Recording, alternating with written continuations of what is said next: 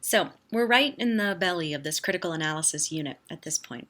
We've started looking broadly at critical reading, thinking, and the practices involved in both.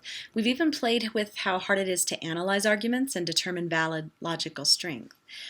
There's this metaphor for how we typically receive information that's fed to us, that's commonly passed around.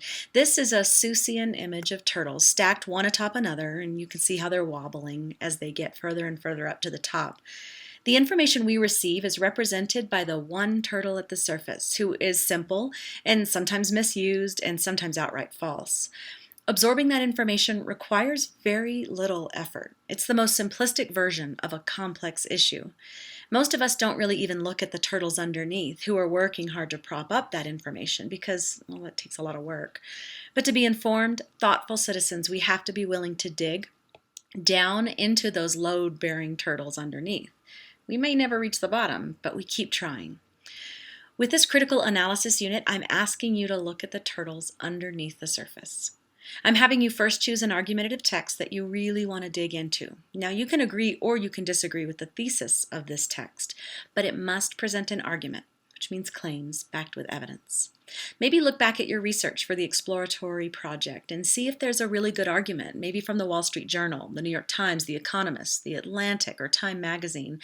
Those publications strike a pretty healthy balance, providing relatively short arguments, but also relatively well researched.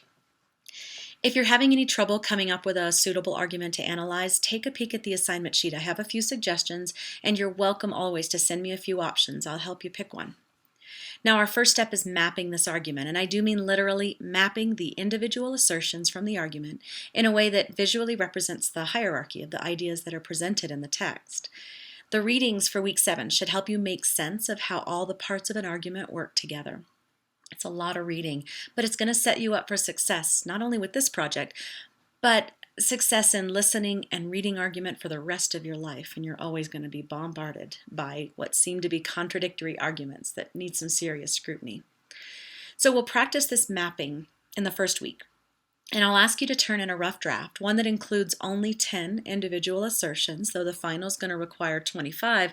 I want to take a peek at those first 10 just to see if you're on the right track with this idea of mapping. And I can redirect your effort if there's any problems to be had. But no matter what this map looks like, whether it's hand-drawn or it uses some of the software tools that I've suggested, whether it's super colorful or not, all the maps should clearly represent how the individual assertions work together to support and prove the thesis to be true, as they're represented in that argumentative text. Once you've mapped the argument, you're ready to really analyze its parts. That's where that second part of the critical analysis project comes in. It's where you're investigating misinformation.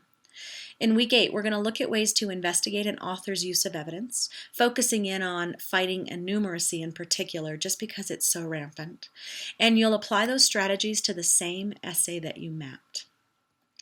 Now, we shouldn't be satisfied with the top turtle, the easy claim, alone. Analysis and logic are really tough, and they require a lot of deep thinking about hard subjects. And they even ask you to be willing to challenge your own beliefs, which isn't easy.